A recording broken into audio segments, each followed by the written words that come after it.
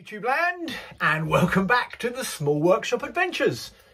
Yep, we're here again, and this video I've set myself an interesting little challenge. As you know, probably from following, if you've seen some of my other videos, I'm getting into hand carving.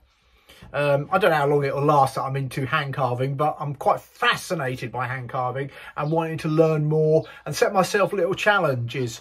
Well, one of the things I need to get in my workshop to aid my recovery is a little perching stool. I've got a chair which is down here that I'm sort of using to sit on. There's my chair. It's a garden chair. It's a garden chair and it's just too low. So I figured I need a nice little perching stool, which is sort of, I can sort of just squat into right on my bench, and that would be perfect. Just sort of while my hips, and maybe just because I'm getting old and I like to sit down anyway sometimes and just have a bit of music on and do some work at my bench. So I'm going to make a little one. Now the challenge of this video is not exclusively, but I'm going to do it using my carving knives, my Western Titanium Black River. So I'm going to use it. I'm going to make the stool primarily, not totally exclusively, but I'm going to use these extensively to make a perching stool. So that's really interesting, isn't it? Well, that's going to be quite a challenge. So my brain has been trying to work out how to do that, and I thought, well, that'd just be something interesting to do. I've got this. This will become obviously the seat. I'm going to have to glue that or make that. Glue these up, make the seat out of that and carve it out of that, and it's just some green treated timber. It's actually fencing materials. So I've got a few of these. I'm going to make the legs out of these. I've got, coming back off screen, odds and sods. So it's stuff that I've got around, timber stocks that I've got around my garden and around the workshop, that I'm going to make a really rustic perching stool. So let's see how I go, see how I get on, and hopefully you enjoy. I'm going to drink my coffee, put the music on, and we'll see where we go. So enjoy. Okay, first thing I'm going to do is glue up the top. So we need to make do a bit of laminating, nice and simple. Get the clamps into play, and then that can be gluing and drying overnight, or as long as it's going to take me. Who knows?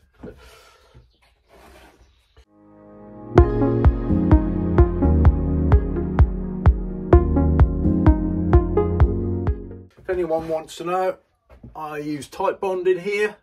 That's the glue I use.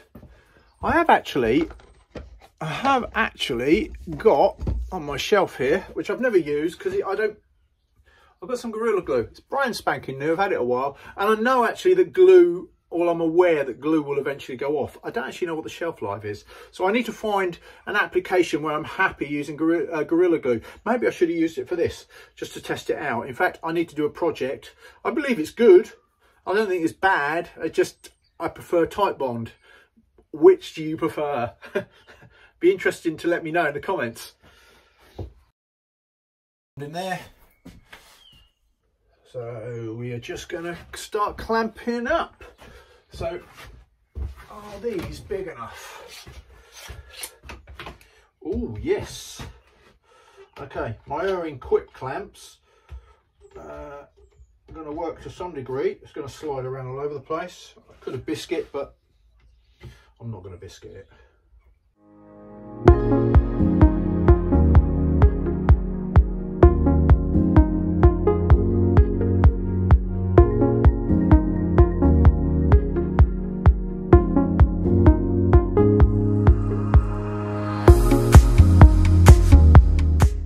Rummage around my workshop, trying to work out what I can use, and probably you've all done this many times, I'm sure. I came up with that's sitting on the shelf from one of the jobs I've done, some wood filler, but just the tube, so to make it circular. So that fits perfect. to make a cylinder, so to make it cylindrical. Cylindrical, that's the word. That's a big word for a Wednesday at the beginning of February and a Wednesday afternoon, isn't it? Can you see that? There we go. I've drawn a nice little cylinder on both ends. This is my template. Bit of wood filler. Hoping not to use wood filler. I won't need to. I won't need to. There you go. We just sort of, yeah, in there. And another one. I could have picked up the same one and showed you 3 times, couldn't I? As a 3-legged stool. I'll just leave you wondering.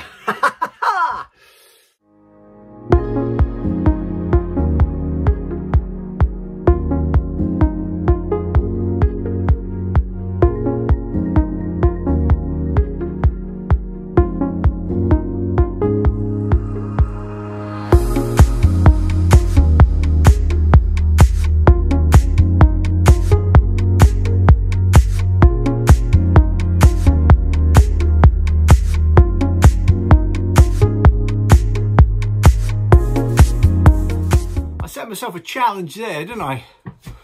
Oh, I'll tell you something, carving by knife, whittling, that's a way to get fit in the new year. So all of that Christmas excess that you might have, you can get rid of it by carving. So here we are, people. That was a lot of effort. 3 of them. Got to clean them up. I said it would be rustic, but I've essentially carved my 3 legs. So there you go, 3 legs. And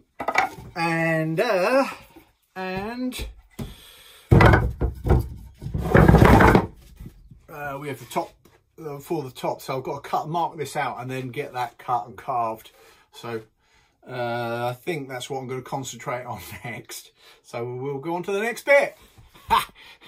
Have you ever measured your backside? Probably not. Well, I just have. Because it's got to be comfortable, isn't it? There I am with my tape measure.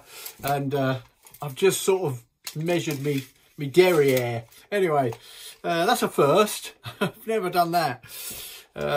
I don't think I even had that when I've had suits, measured for suits, measure me backside. So, yeah, got to make it comfy, haven't you? That's the whole point. So,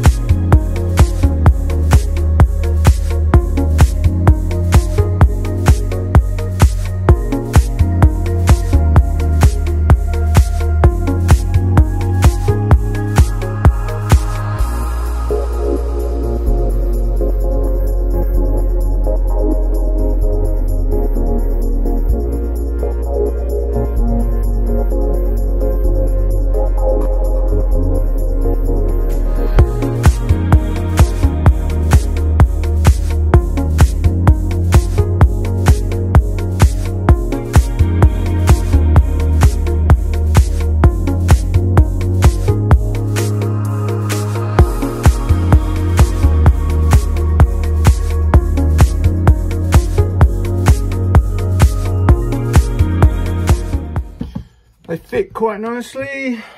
I'm not going to bang them in yet because obviously I need to glue them in. but they're quite a nice snug fit. They're going to sit at about 10 degrees. So they're all going to go like that. That's not bad. So there you go. That's looking quite nice.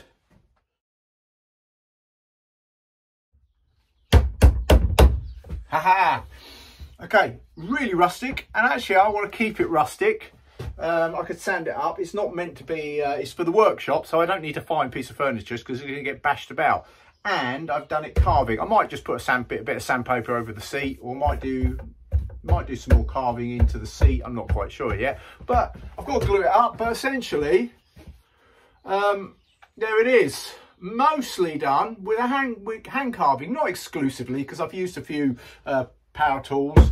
I've used my pillar drill because I needed to drill these in. I had some dowel from another project that I've done, so I had some doweling, and that was about 16 mil or just under, so I've just then got those in there at the bottom, so that is looking good. I'm well impressed with that. I'm going to glue it, and then I'll see what sanding I'm doing, but I'm really not worried about how rough and round the edges it is. It's not meant to be. It's a perching stool for me workshop, which is going to get battered and bashed and all sorts. So I'm actually well chuffed with that. Three-legged.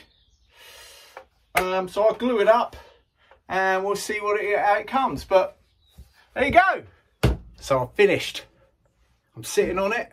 It's very nice. Not that you can see, my feet are off the floor. It is solid. It fits perfectly because I've made it to measure. A bit like a suit. Made to measure for my bench. So, wow. Really pleased. Here she is. I've kept it really rustic. It's the workshop. Did a little bit of light sanding on top. Just to, so it doesn't hurt when I sit down. Ergonomically, is that the right word? So it feels nice. I've kept it really, I haven't sanded anything on the legs because I just figured that's just wasting my time because it's for the workshop and it doesn't need to be finished any better than that. It's actually incredibly rustic and I actually really like it. I love the rustic look.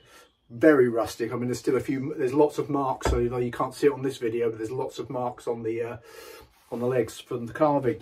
So sitting back down, comfy. Mostly done with my two carving knives, my Western Titanium Black River, my Flex Cut for more detail. I did a little bit, as you saw, with a jigsaw and a bit on the, here we go, we're going on the finger thing again, a bit on the pillar drill, which is over back in its home over there, which is where it lives, the pillar drill. So a bit of that, but apart from that, I essentially hand carved a perching stool. So hopefully you've enjoyed this video. Please like and subscribe, and any comments would be really helpful. And I look forward to seeing you soon. So take care, everybody, from the Small Workshop Adventures. Bye.